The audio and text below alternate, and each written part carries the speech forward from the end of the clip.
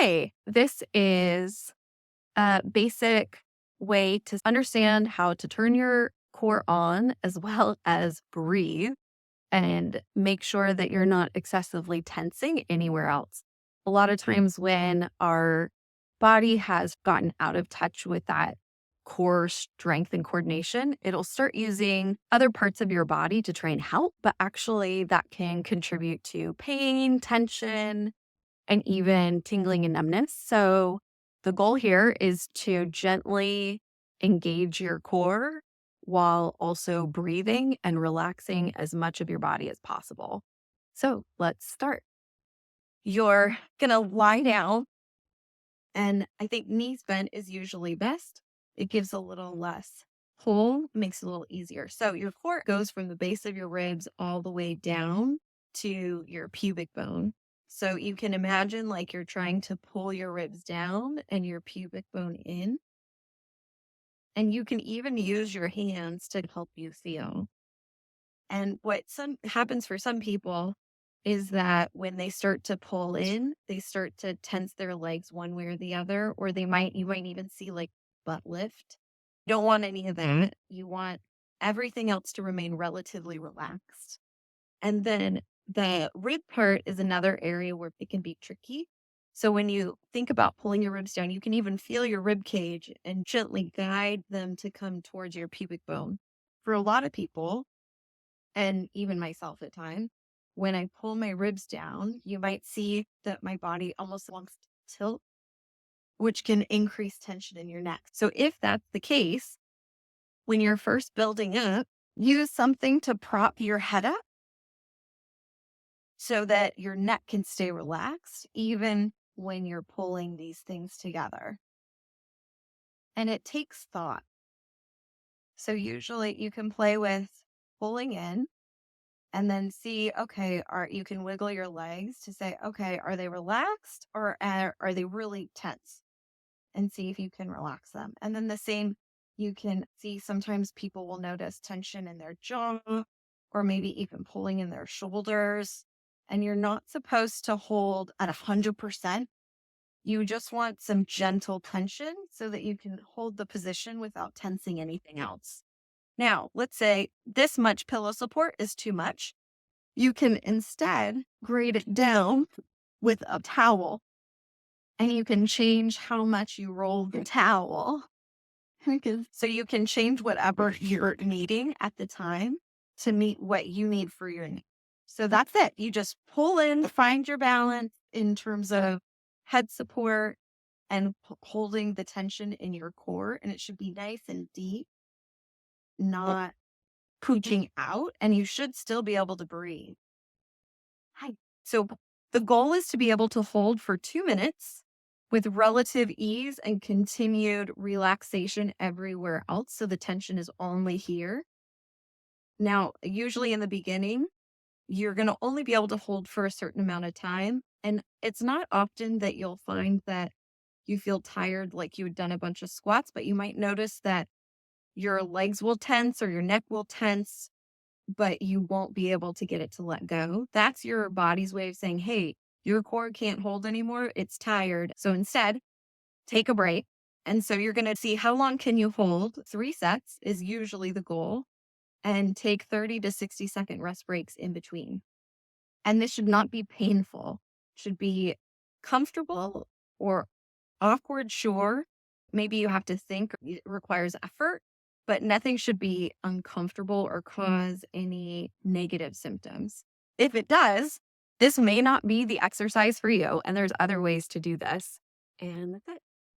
Okay, so let's say you've been getting more comfortable with feeling your deep core, being able to breathe. Now you need to be able to do that and move. So here's some ways to slowly incorporate that in a gentle way that allows for building that coordination while still not irritating anything, no pain, and you shouldn't have any numbness, tingling, anything like that. So here are some options. This first one I'm going to show you is for your legs. So your hips are designed to move a lot.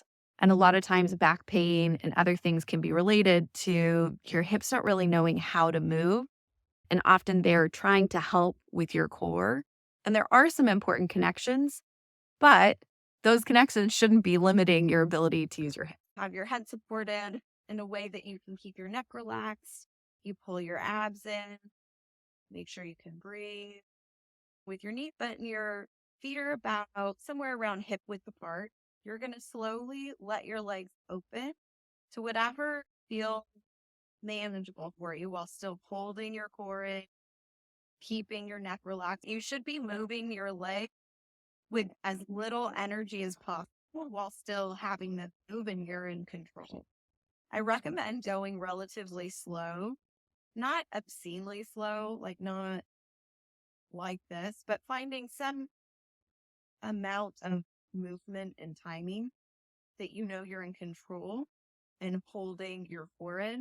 You may find that it can release slowly as you go. If that happens, see if you can bring it back together with that really good quality neck relaxed, shoulders relaxed, and legs as relaxed as possible, and even your butt relaxed. Uh, and if for some reason you aren't able to keep it all together after a while, again, that just means you got tired. And so it's time to take a break. So you take your 30 to 60-second rest break, and ideally you do 3 sets of those. Now, let's say you want to try using your arms. And particularly if you're having any issue with your shoulders, numbness, tingling in your necks, whatever, a nice way to start is with your arms here like this. I think of it like a robot. Same thing, ribs down, pubic bone up and in, but without any excessive movement. Keep your breath. So you'll have your arms here. And again, you're using as little effort as possible. And you're going to lift one arm at a time. And you may find initially that your body almost wants to rock or tip or do something. Try and keep everything in exactly the same position other than the arm moving. So there's no weight shifting. And gradually, making sure you're not losing your core, your neck is still relaxed, you should be able to start to lift your arm up, even though these abs, including your ribs, are down. You'll alternate sides and stay in a range that's comfortable for you. Because the goal is not for improving your flexibility at this point. It's about improving your coordination so your body can learn how to hold and keep you stable here while allowing movement elsewhere. A lot of times we use excessive muscle engagement, meaning you're tensing too much given the activity. Imagine if you're going to grab a door handle. You can grab it gently to turn it, or you could really grip it and turn it. A lot of times we're excessively gripping that door handle, if you catch my drift, and it's not needed. And usually that extra tension is part of what's contributing to pain and nerve issues, etc. Or maybe that stiff feeling.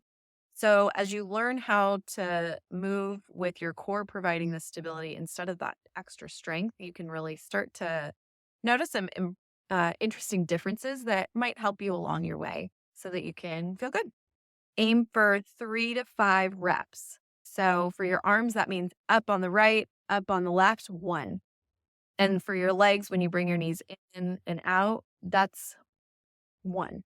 And you're aiming for really good quality. So each rep actually takes a bit of time. And once it's not taking so much time, then you're probably ready for some higher level things. But this is just designed to help you get in touch with your core, ensuring that you can still breathe while doing so and managing that tension. Okay. I hope that's helpful. And if you have any questions or want to give some feedback, I'd love to hear from you. And you can, of course, always reach out if you need more specific personalized help. You can find me at brittajones.com. Bye.